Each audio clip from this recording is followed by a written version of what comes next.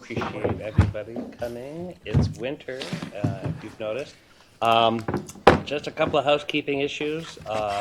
Emily just reminded me, these mics are live, so if you're having a private conversation, don't do it in front of one of those black microphones. Also, members of the public who might be watching virtually, we are happy to consider any comments you have, and you can email. They're calling already. They can email david.davies@metrotransit.org until Friday the 13th, and your comments will be posted on the website. So, and all handouts in the presentation are on the website. That's Greenline EXT. That's one word, greenlineext.org. First, why don't we quickly go do some introductions? We have a lot of material to cover, and a number of us have to go to the beautiful city of Savage. So I'm joining the mayor, so we're all going to be racing, but we hope to be leaving this room at around 11. So just to give you that heads up. First, I want to acknowledge Suzanne Sabatka. This is your last CMC It meeting, is, you yes. told me, and I really appreciate your service on this board and your support of this project for so many years in your different roles. And I know you may want to introduce the new Suzanne. Sure.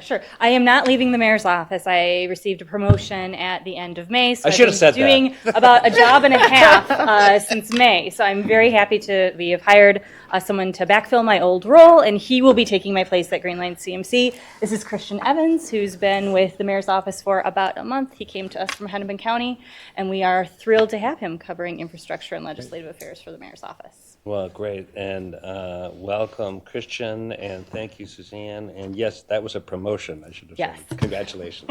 All right, let's keep going around the room. Brad. Hi, I'm Brad Worsom, Mayor of Minnetonka. I've been here a long time. Good to see you all. Patrick Hamlin, Mayor of Hopkins. Emily Getty, Executive Assistant at SPO. Leslie Kinderis, General Manager at Metro Transit. Graham Faulkner, I'm the Policy Director for Commissioner W. Otel at Hennepin County. Hi, Ely Farhan on behalf of Commissioner Green, Hennepin County. Jim Hovland, Mayor of Edina. Nat Gorham, Director of the Transit Section for MnDOT, filling in for Connie, who's on vacation. Dan Duffy, Co-Chair of the Business Advisory Committee. Joe Dotseth, I'm the Interim Chief of Police at Metro Transit. Salah Ahmed, Acting Captain, Patrol Division. John Tao, Met Council, Office of Equity and Equal Opportunity. And good morning, I'm Jim Alexander, Project Director with Council. Heather Edelson, Hennepin County Commissioner. Dr. Carter, Metro Council, District 3. Well, great, and again, welcome everyone. We have Suzanne, thanks for your service. Thanks. We'll continue to work together, Mayor Hopland, but thank you. We have a number of updates, and it's really great to hear always from Leslie Kinderis and our Interim Chief of Police. And this is really telling that we're spending time talking about operations, not just capital construction. So this is really a sign that we're nearing that date. But first, we have some minutes from our meeting on September 4th. So if there's any edits, let us know. Otherwise, I would entertain a motion, a second, to approve. Motion to approve. Thank you. Second. Thank you. All those in favor say aye. Aye. Opposed? All right, those minutes are approved.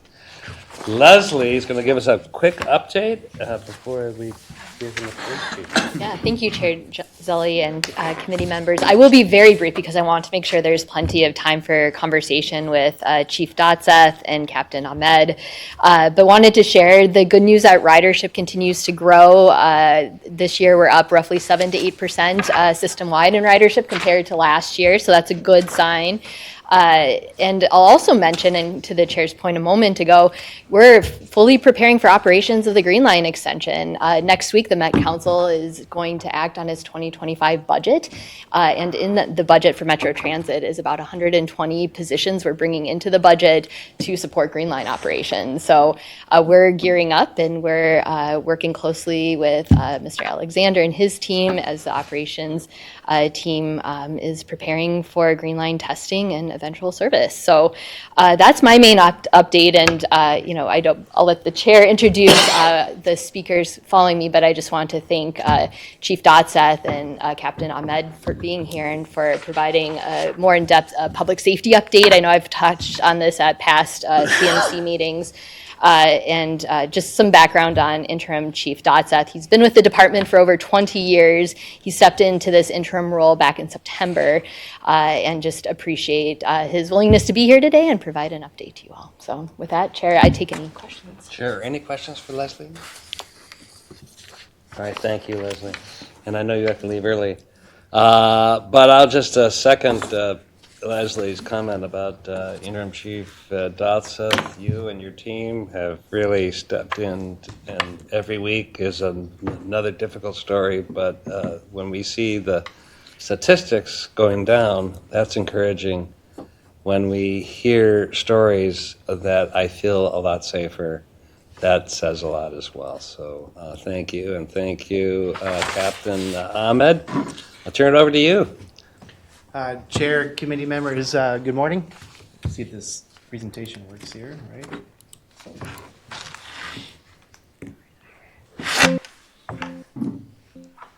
Sorry, I should have done that for you, Chair.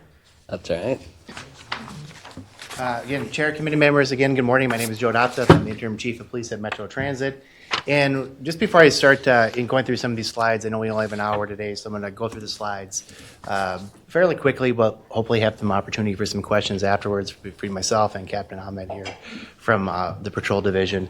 Over the last couple of months, we've been doing a lot of outreach throughout the entire transit system as the lines expand, and the Green Line extension is no different. So the last couple of weeks, or really last couple of months, I've been out meeting with your officials in your areas, Eden Prairie, Hopkins, through the entire line. I've been in contact with each one of the chiefs of police, and they've been great. We actually did a collaboration meeting last July with many of the public safety agencies, and then the ones that weren't there, we've physically gone out and talked to the chiefs out there, really trying to, we have a relationship with everybody, but trying to get a good foot started here of when we get out here and start actually looking at operation and having a good system in place. I'll talk about in the presentation too, in January, mid-January, we're actually going to start a law enforcement specific work group with all the chiefs in our organization so we can start really collaborating to see what public safety looks like on the line as it opens. As we do these presentations, I just always like to remind everybody really what the transit police are and kind of what makes us different, right? So the transit police have the same arrest powers as the local cities, the sheriff's office, and the troopers. The transit police are operating under the statute 473.407, which really dictates that the Metropolitan Council appoints peace officers to handle issues throughout the council, but specifically on the transit system, right? So as we go out into the system and we go into these areas, we generally focus on the transit system, but we can take action, obviously, outside of stuff that's on the transit system, but that's really what makes us a little bit different. And then what also makes us different, too, than maybe some of the other agencies is our real-time information center. So we have a staff up there from 6 a.m. to 2 a.m. every day that watches all of the camera systems on the entire system. The trains all have live camera footage on there. About half of the buses have live footage on there. But that real-time information center was really a game changer for us a couple years ago for public safety on the system. Our jurisdiction, it's the anywhere the transit goes, right? But as we think about that map up there in that gigantic area that we have to cover, our focus really is the transit system. And so we have two main offices, one right now out of West Command, that's right down by Target Field, and then we have one over in our East Command operations in Ramsey County there, really across from the old Amtrak station. But that's where all of our offices are housed out of. We do have a substation in Bloomington at the Mall of America where we house 4 officers and a sergeant out of that. These are some statistics from 2023. Just kind of an overview of what our average years kind of look like. That calls for service number is kind of something I'd like to highlight up there. 90,000 calls for service. That's a lot of calls for service. So that's not all crime related stuff. A lot of our calls for service too, and we've been presenting this to the committee of the whole and other presentations. About half of our activity is officer initiated. So back to what separates us from other agencies too, our officers are out on the system. They're interacting with the community on a daily basis, and we're very proactive. So when we dissect those numbers, and we do when we go to the we have 2 full-time data analysts that we have comps at every week providing data, and it really showcases about half of those calls are from officer-initiated activity. Partnerships, in my 23 years in law enforcement, 20 years being here at Metro Transit, the Metro Transit Police really is built upon partnerships, right? We can't be everywhere, right? This large geographical area that we have to cover, that's why it's so important as we think about the Green Line Extension Law Enforcement Work Group and all these relationships that we're establishing.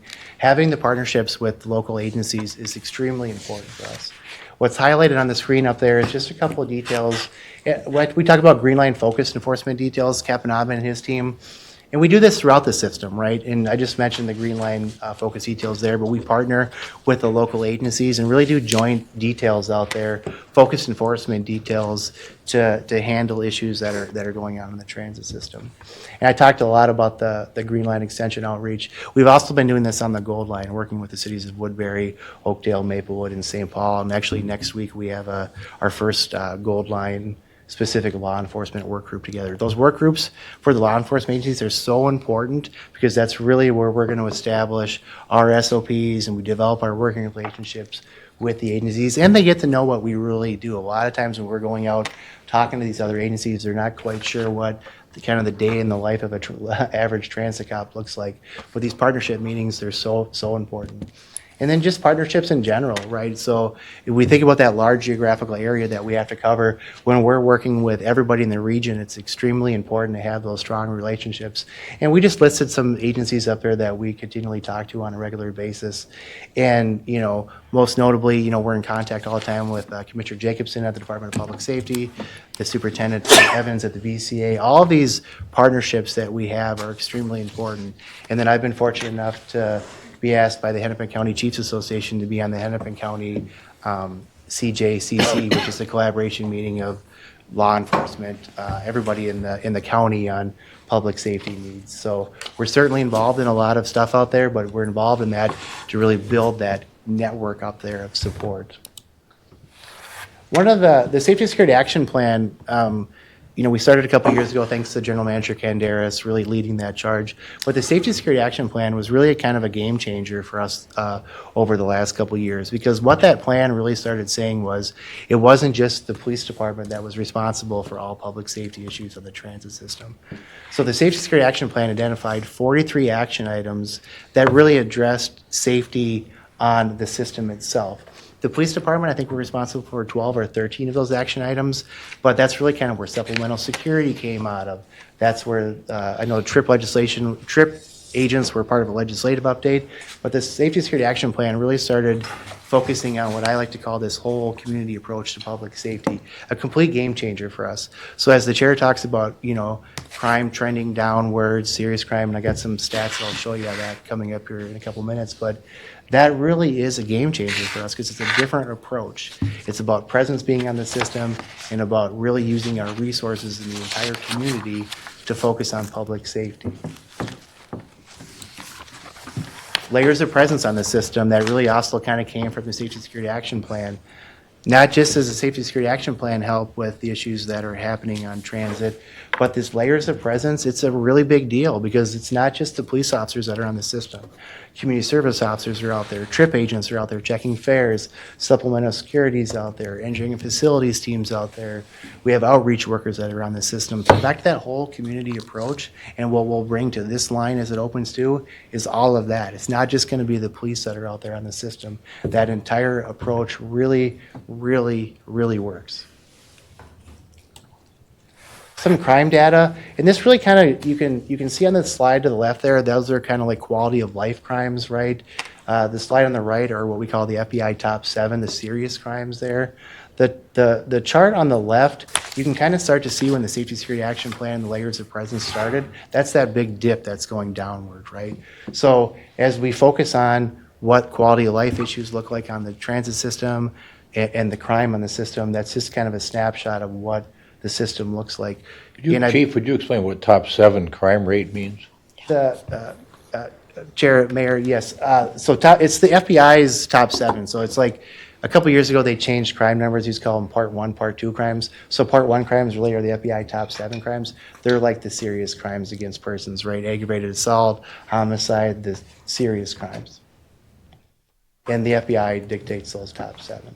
Part 1 is the serious crimes against person. Yeah, it's the old part 1 Okay. crime model. So what's part 2 then? That essentially is, I'm using old terminology, I shouldn't have probably went down that road, but it's the serious crimes are the FBI top 7, and then that secondary category would be like your disorderly conducts, like quality of life type crimes, like I don't What want to say drug lower. use? Where is that? It'd be on the left. It'd be the part 2. So the top 7 really is, I don't know if I have a list here. So it'd be homicide, sex offenses, robbery, aggravated assault, simple assault, intimidation, larceny, theft, motor vehicle theft, and burglary. But what systems would they be looking at to secure this data? Are you looking at metropolitan areas of a certain size, only ones that have certain kinds of transit system operations, or what? Chair, Mayor, this data is really all the agencies, all the law enforcement agencies, even like your city, it should be the same. We're reporting this stuff to the BCA. All right, and then so to the they're an FBI. aggregator, they're a collector of the data. It's a metadata thing. Chair, Mayor, yeah, I think that's the question that I'm trying to answer for you. All of the data that, even like Edina Police, like that data that we're collecting through crime reports, right, reportable crime, that gets fed into the BCA and the FBI, and that's where that information comes from. And I definitely, in communicating with cities along the line, you know, everybody has data analysts, so what we also want to look at moving forward is really bringing those analytics teams together, so we're all sharing that same information together. So what's the difference between the top 7 crime rate, that low data number, and the kind of data we're gathering, and what are your biggest problems? Chair, Mayor, our biggest problems are That are crime related, of course. Our biggest problems are really the information that's on the left there. It's quality of life crimes, right? Disorderly conduct. It's these issues, you know, we reported to the committee of the council last quarter, you know, one of the largest crimes on the transit system this year is smoking on the train, right? So it's these lower level offenses, quality of life things that impact the person's experience on the system, right? When we talk about the top 7, the serious crime on the right, that's relatively remained, as you can see on that chart there, relatively the same over the last couple of years. But what leads to people's perception, obviously, on the system is the information on the left. It's the quality of life stuff. We use smoking as a prime example. Smoking on the train and those type of incidents, it leads to other stuff, right? You know, if people are drinking on the train, those lower level crimes impact people's experience, which then turns into people's perception of what's going on the system. So How do you know that? How do you know that? How do you know that it's that versus somebody killing somebody on the train, that they're causing people not to want to ride the train? Chair, Mayor, yeah, that's from our experience. I mean, I think everybody has a different level of experience and what their perceptions of safety are. So if their experience is, if they're seeing some of the headlines out there, that could be a perception of them. But based upon our experiences, and so we run surveys on a constant basis, I think people's perceptions, they certainly can be different depending on what the crime is. Yeah, but I think we're all interested in the common goal here of helping you with this community sort of effort, because we got a multi-billion-dollar investment here. And when people read that there's a homicide on the light rail, I mean, that's, you know, we need to help you figure out strategies that are going to make us as safe as any place in the world. And so that's where I think, at least I'm thinking we want to be going. What do we need to do to help you get to the point where people feel safe getting on the train in Minnetonka and riding over to the baseball game? Chair, Mayor, I think it's a great question. I think it's a lot of what's going to come out of these collaboration meetings. I think conversations like this, you know, when we think about presence on the system, we've certainly seen that, and that chart on the left sees that. When we have more presence on the system, whether it be police officers, community service officers, you know, people, you know, police officers from your jurisdictions, that's what we really need help with, presence on the system. And as we start having more conversations about public safety, as we get closer to the line opening, I think having these work groups and these strategy ideas, that's what we need. We really need everybody at the table like we're here right now and coming up with ideas, because, yeah, we don't have all the answers. So And I assume what you've indicated is we've had a more robust anti-smoking campaign. It's not just law enforcement. I know general managers talked about signage, engaging other customers, our trip officers, our TSIP officers. So if you are able to reduce smoking, you actually reduce fentanyl use, you reduce violent crime. I mean, I think they're all somehow connected, and maybe that's more than a theory. It's kind of some of our experience, but we have to kind of look at it at all, at all levels. Chair Yeah. Zelli, so I didn't see Edina on the list of partners for this. Is Edina committing resources to assist with this? Say it again. Is Edina part of the partnership to assist with resources on this? We're part of the Chiefs Association, so I assume that you're part of the Chiefs There's Association. so conversations about assisting Yeah. with safety, and I know there's a great I would think all of our chiefs would be. culture of collaboration in the police department, so that's great to hear. Yeah. Yeah, Chair, Mayor, yeah, the Chiefs Association has been a great resource for us collaborating, and I cannot say enough about the chiefs in every one of your respective areas and the sheriff. They've been a great partner in these conversations, and as we move towards operations, like, I don't want to speak for them, but I know that they're committed to helping as well. So like, it's going to take continued conversations, it's going to take planning, but we're committed to planning, we're committed to ensuring the system is safe, and working with everybody in the region to ensure that's happening. But yeah, we definitely need some help. Chair Zelli, Yeah. and Chief, can you tell me, are we looking at hours of operation for the light rail system? Do we have a plan for that? I guess I'm just curious.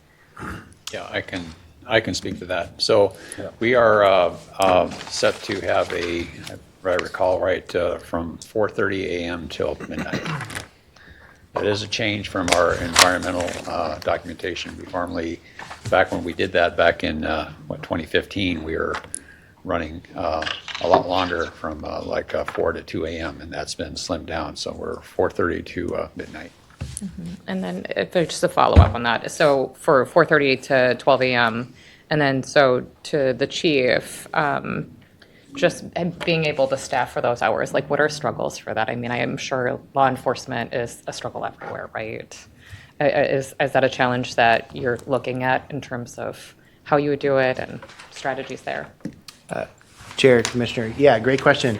Part of the next conversation I was going to go through was about staffing. Staffing in general for us, yeah, it's certainly a challenge right now. And as we think about how we're going to staff the extension, yeah, it's definitely a challenge. But in the conversations that I've been having with the chiefs, our ultimate goal, and I talked a little bit about on that one slide, we have a beat office at the Mall of America. That beat office concept and officers stationed out of Bloomington, the mall, is super impactful, right? So like what our goal is, and that communicates this to Chief Sackett in Eden Prairie, is like we would like to have a substation in Eden Prairie, right? That cops are reporting out of Eden Prairie. I've talked to the chief here in St. Louis Park. We'd like to have some type of substation here. So when we think about what the patrol looks like along the extension, if there's officers coming from and connecting in Eden Prairie up here to St. Louis Park, Minneapolis to St. Louis Park, that seems to be a good model. And when we originally opened the blue line, that's what we did in the blue line, we kind of sectioned it off, and that was super impactful. But that would be our plan, is to have beat officers assigned to the area, so they're communicating, they're understanding the expectations of policing in each one of the communities, because there are different expectations and they need to understand that, but they also get to learn just the inner workings of the department, the inner workings of whatever the city or the you know what I mean? That beat model is so impactful for transit policing, and Captain Ab and his team are working on bringing the beats back to transit policing right now on a limited basis in these certain geographic areas right now, but that would be our staffing model, is the beat model along the line. Sure, just a kind of a comment and question. I mean, I appreciate these statistics. I really believe that we live in a perception world. I mean, people don't act on reality. They react on their perceptions of reality. And I think the crimes and the issues on the left, I mean, if you have people smoking on the train, if you have people using drugs on the train, and it's obvious, that makes people feel less safe, because they don't feel that the present where they are is secure.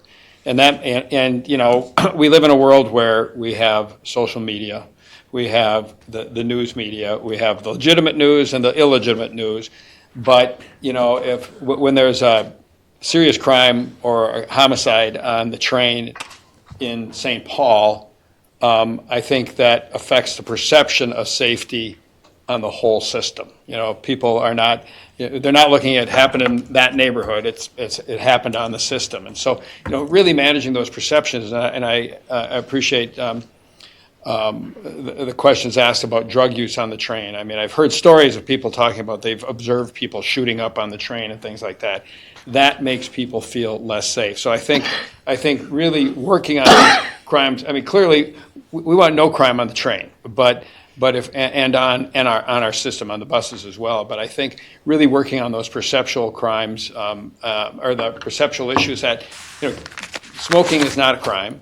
Smoking on the train is a crime. I mean, it's not allowed. But I think if we can manage those, I think that will do a lot. But then when you have a serious crime and it gets reported, that's a significant setback for all of us. Really working on that perception, I think, is important to make people feel safe. Great point. Dr. Carter, then. Yeah, I just had a question. I was looking at 100,000 system rides, crime rate, total crime rate. And so January 2022, you were at a certain level, and then it peaked way up in January 2023, and then it went back down January 2024. Do we know why, or was there like some outlier, something that pushed it? Chair, Dr. Carter,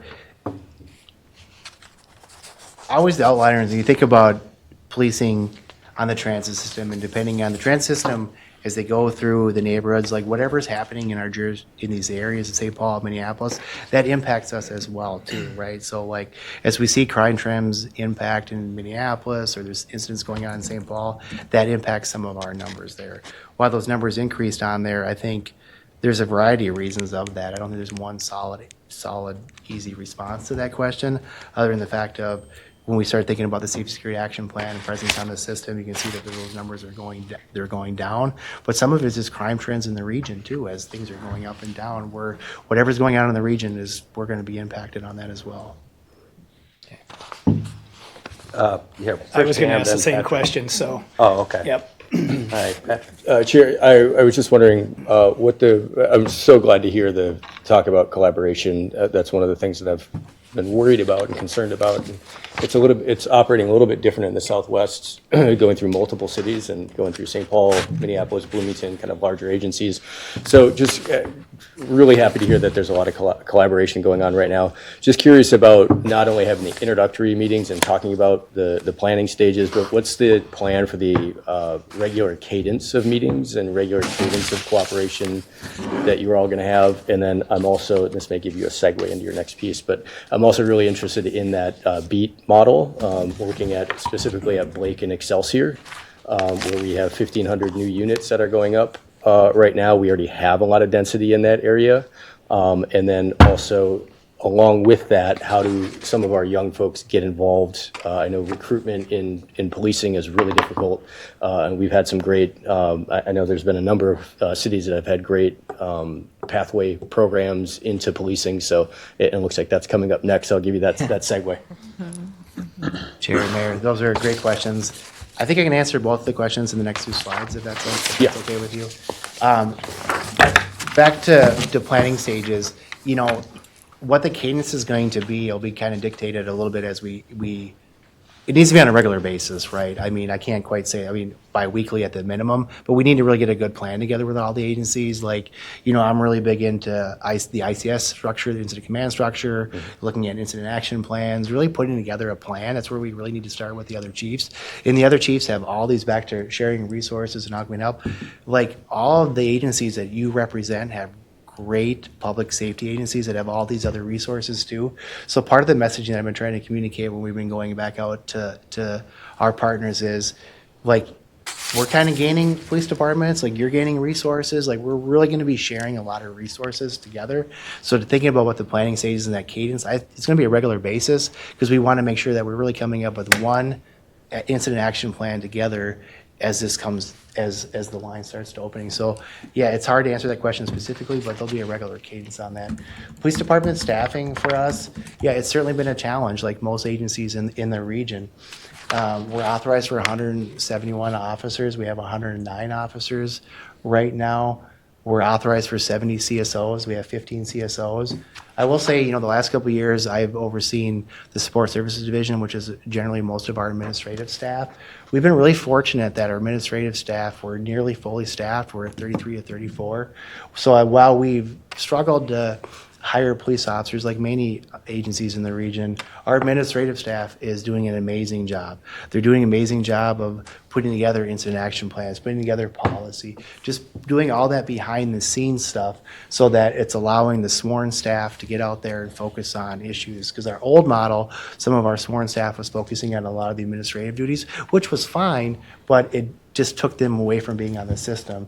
So we're still working through what that looks like.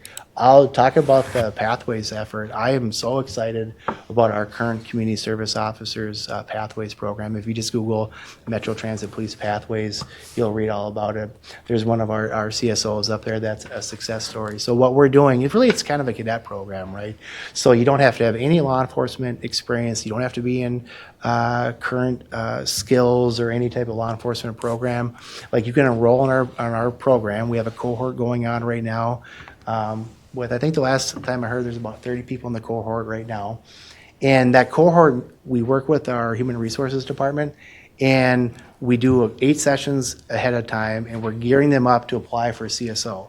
So as they gear up and they get ready for the CSO program, once we onboard them as a CSO, we're going to pay up to $18,000 of their tuition. And that really is our pathways to have officers there. We're super fortunate to have former Commissioner-in-Chief Harrington and Chief Axtell part of the Pathways program, the last cohort session. That was great. So as we get out there, we're only in the second cohort of that session. We're gearing up for another one in January. The CSO program for us over the years has really been our pathway to success. Many of our supervisors right now are CSOs. Like, that is our pathway to success. We're still recruiting out, just like everybody. All your agencies are out recruiting, and we have a great benefit package. Like, the officers make good money. Like, we're competitive with everybody. But the Pathways program, it really lets the students come in and experience what transit policing is. Transit policing, it is different. It's not that different, but when you think about beat policing, you think about interacting in the community, and that photo up there of CSO Russo is a prime example of what we expect our officers and our CSO to do on a daily basis. They're out there with the community all of the time, interacting, making a difference. So as that CSO program continues to build up, that's really where we're focusing a lot of our efforts on that. Again, there's a current cohort going on. We have another one planned for January. And I talked about the administrative support, really with that shift with our administrative staff, focusing on administrative duties so the sworn staff could be out there. Hopefully that helped, Mayor. It does. Thank you. Really the last slide, and we'll turn over to some more questions here, but this is a picture of our homeless action team up there. Our homeless action team, has been around for several years now, and as I've been out meeting with the chiefs and the sheriffs and your officials in your areas, the HAT team is a resource to you all right now, right? The homeless action team is an award-winning team that's out there dealing with and connecting people to resources, right? And that team, there's a sergeant, 3 officers assigned to it.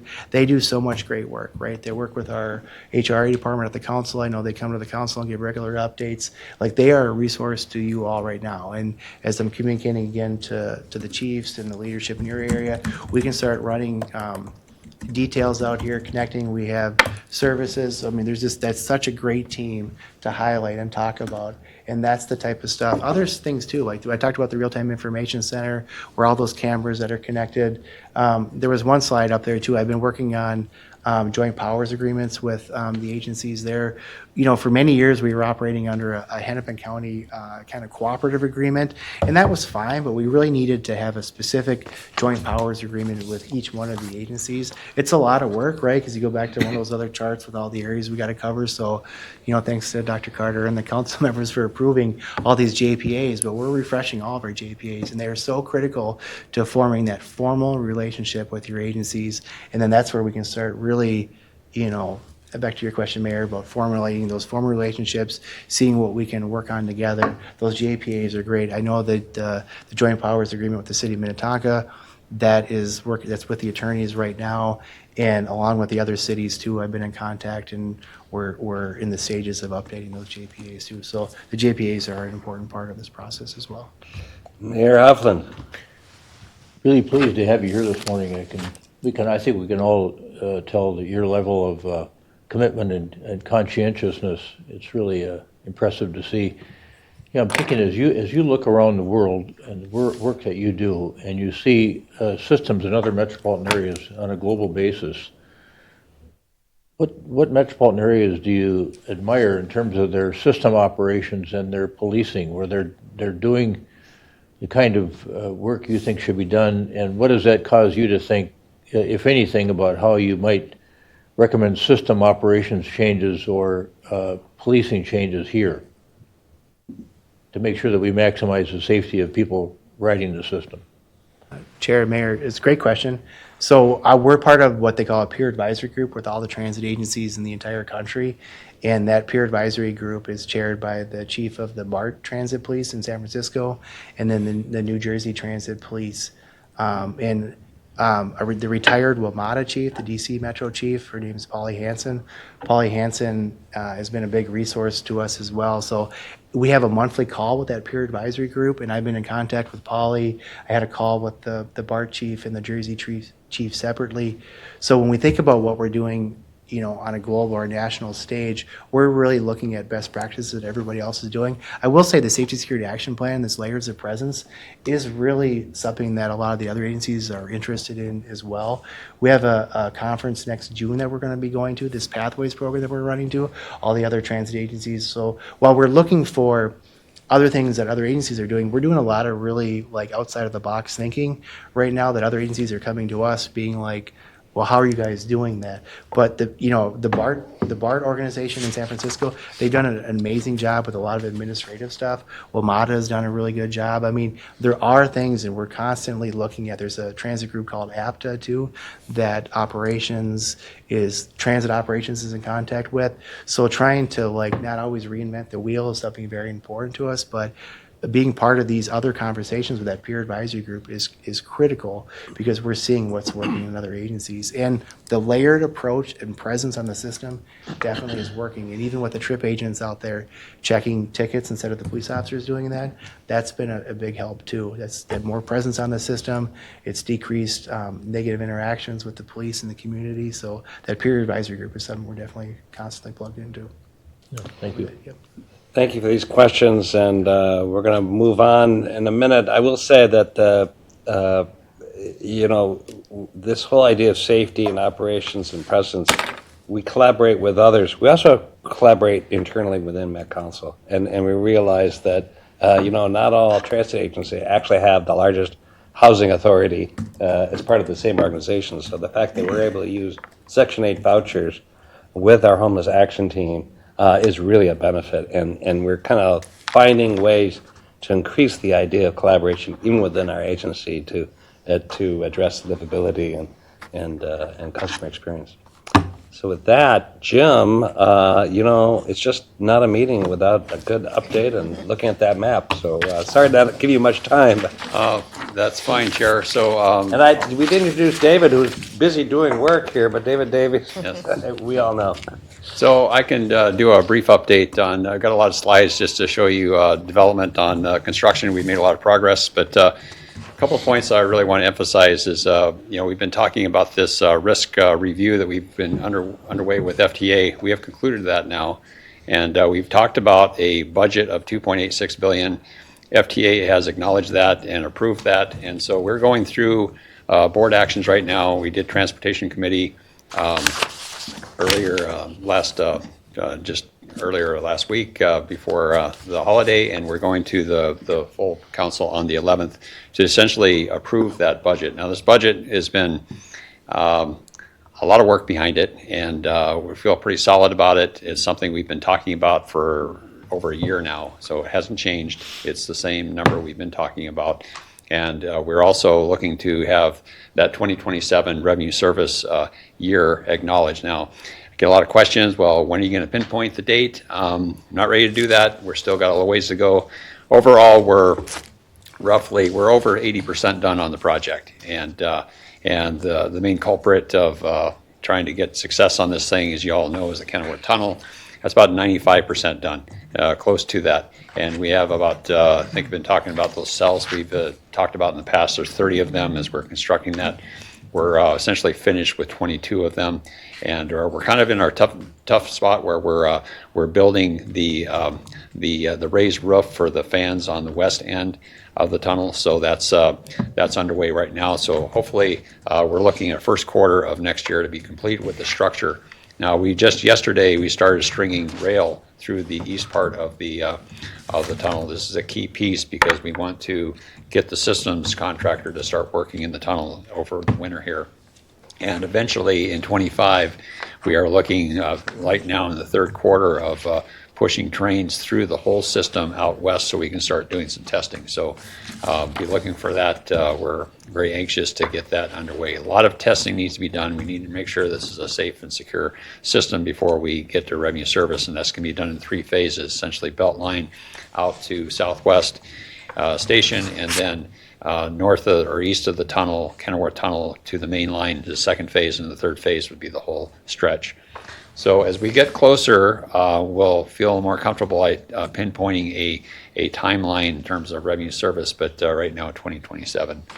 So the other feature here, we bumped up the numbers. We're getting a lot of green on the state here. We're now 71 of the counties that are represented by workers. It was 70 previously. John will talk about DBE, but that's really going strong for us as well. And development, I just want to point, we'll probably get Michael Kranz back here at some point in 25 to talk about development. These numbers keep on shooting up higher and higher. We're at $2.8 billion permitted or built, what I've reported previously. That was through 22. Now these numbers have been tracked from 2011 to 2023 now, and we're over $3 billion in development. You see the numbers there. A lot of residential units. Things are just really happening out on the corridor. Can't emphasize that enough. On the planning stage, we're still about a $750 million that we're seeing out there in terms of on the planning stage. So there's more to come. There's certainly quite active participation there. And just run through some of the photos. Some of these were kind of a new one. That fox on the grouse is a new development over Golden Triangle, but some of these we've talked about in the past. But really appreciate the city's and the county's effort moving through. It's just been tremendous what we're seeing out there on the corridor. So not a lot changed on the trails front. We're still, Minneapolis is really the focus in 25 to get trails open. I even biked in this morning. I don't know who else didn't, maybe another individual, but so I keep on wanting to emphasize that I'm a bike advocate, and we're trying to do what we can do to get things open. But 25, we should be able to start clearing things up. Now it's probably going to be toward the latter end. Certainly the Kenilworth area will need the latter end of 25, and we'll be providing you updates as we move through. So construction, start out at Shady Oak. This is a pocket track that we have. This is where the operation maintenance facility was going to be located. This will be able to house up to 6 LRVs. So that is essentially completed now. This is an earlier photo. And kind of zooming up in the Minneapolis area, we did wrap up things on Westlake Street Bridge. Appreciate all the accommodations. We had a lot of disruption out there, I know, with traffic, but we are now, Beeline is done as well for the repaving, and we've got things in better shape there. And just one of the vertical circulators at Westlake, we have 2 of them on either side of the bridge that gets us down to the Westlake Street Bridge. It's just west of the tunnel, and this is the west portal of the tunnel that's really getting cleaned up. We're really wrapping up. You can see the work, kind of the equipment down the ways in the photo there. Here's some closer images of just some form work earlier this fall. Contractor is out there working today. They're pouring concrete and doing their thing, so things have not slowed down here, but making good progress. Here's some stringing of rail at 21st. As I indicated, we're starting to put rail into the east portal of the tunnel. And we essentially have, we're going to turn over track to our systems contractor from Bryn Mawr Station over to the main line. That's going to happen this month, and that's a big milestone. Here's a crossing that we have reestablished. And Bassett Creek Tunnel, this is earlier this fall, just doing a lighting test, so we took advantage of taking a snapshot here for you. And things are progressing on the stations as well for turnover to systems in the Minneapolis area. And Royalston Avenue, and here's that connection to the target, to essentially the existing blue and green line. And we broke ground on our rail support facility in Hopkins. That was just closer, about south of Shady Oak Station. Not really much to see here, but some utility work and grading, and we've started paving the parking lot area so workers can get access. We'll start seeing a lot of activity on that as we get into the construction season next year. And systems keeps on trucking along. There have been a lot of work out on the west end. This is the 62 tunnel, and a lot of work is completing. You see OCS, the overhead catenary contact system, wiring getting in place. It's all the way done all the way up to Beltline Station from Southwest Station. So, and traction power substations, we have all of them in but one. There's still one that needs to be put in place next to the tunnel. That'll come into next year, and we have 2 tunnel houses. But and then you heard me talk about the system storage. This continues to be a good success story for us. We did this for mitigation because we had to extend time to the contracts we talked about before. And so the contractor is still utilizing this. So essentially, when things are ready in the field, we can take that equipment and put it in place. And this was really done to avoid the supply-demand issues that I think everybody in the world has experienced from COVID to post-COVID period. So this has really helped us a lot, I think, to get through to where we are today. So that's a kind of a rapid review of things, but we're doing well, and hopefully we keep that up. Yes. Go ahead, Pat. Chair, real quick, I just wanted maybe a high-level update on where the Shady Oak and Excelsior pad is at commercial development. In terms of the Shady Oak, well, we have the areas essentially ready to go. We still have some paperwork with land issue to do, and I don't have the specifics on that, but I can get an update to you on that. I'll follow up with you. Thank you. Commissioner. Thank you, Chairman Zelli. Sorry, so I'm new to transportation. I love the idea of the development, and I've been in the border of Hopkins and Minnetonka, where it was like one side is Minnetonka, one side is Hopkins. And I'm curious, how do we know, this is more for the mayors. How do we know that it's tied to the development? Like the train is the reason development is coming, I guess. I know it's a naive question, but work with me. I genuinely, how are we knowing? Because people want to build in Hopkins and Minnetonka anyways. Sorry, they're desirable places to live, let's be honest. So, how do we know that it's tied to the train? I would say just a lot of it is anecdotal and talking to developers. I do think that a lot of, we've seen a huge uptick in development in Hopkins, and I think it's a direct result of, and from what the developers are telling us when they come in, is they see that as an asset, even all the way onto Main Street with our new Ovation apartment that we just put on Main Street, and some of the apartments we're seeing there and the connection to the rail. I think they're all using that as a talking point of why they want to look in our area. So, and in addition to that, there's a whole, pardon me, Chair. No, go ahead.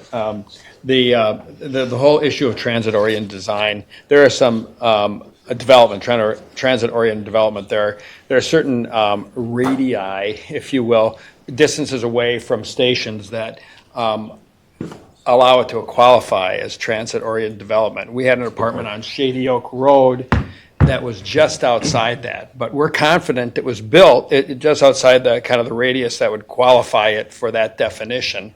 But we're confident that one of the reasons the developer put it there was because of its nearness, as Mayor Hanlon indicated. Some of the development in downtown Hopkins may not really qualify as transit-oriented development, but it's there because the train is coming and the access to the system is available. So some of it's somewhat anecdotal, and some of it fits right within the definition of transit-oriented development.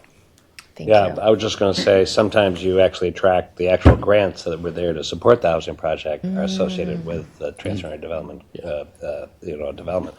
However, and it is largely anecdotal, having talked to a lot of developers who say, no, we would not build this project but for the train. And it gets to the idea of affordability, where we link housing and transportation together. If you have households that have, one car, not two cars, that's a huge benefit for living in these kind of clustered, dense locations. If you work along the train line or near the train line, I guess Right. you could take a bike. And is that so? Okay, And- good. and- Thank you guys. I'm again new to train. I'm trying to make it make sense in my head. And also, I always say it's not a line, it's a network. So the reason that the B line makes a difference is all these connections allow you to actually have quick access to wherever you're trying to go, not just along the line. So you're right. And I was just going to add to that on the Business Advisory Committee, we have had a lot of developers approach us about this whole development throughout the process, wanting to know, is it going to happen, when's it going to happen, and that sort of thing. An example is the Tower Light Senior Housing Development in St. Louis Park, where Ebenezer, they're a subsidiary of Fairview, they told us that they specifically picked that site to develop because of the light rail station being there. It's senior housing, but it's active senior housing. They wanted their seniors to be able to get on the trains and go downtown for dinner, go to a ball game. They want their grandchildren to be able to come and get off the train stop right there and go visit them at that housing. So that's just kind of one example of a developer specifically picking a station stop for their development. That's helpful from all the to hear about the developers. Thank you. I don't see that. Hear more than you ever wanted to. From Yeah, I don't see it. They don't come to me. Okay, Let's go. perfect. Thanks, guys. All right, David, we didn't leave much time, but appreciate the year. Very brief update. Thank you, Chair. David Davies, Public Involvement Manager for the project. Just wanted to really call out the work that's been done by the outreach team this year as we approach the end of 2024. From Diane's attendance at Diane Anastas, one of our outreach coordinators' attendance at various community events throughout the year.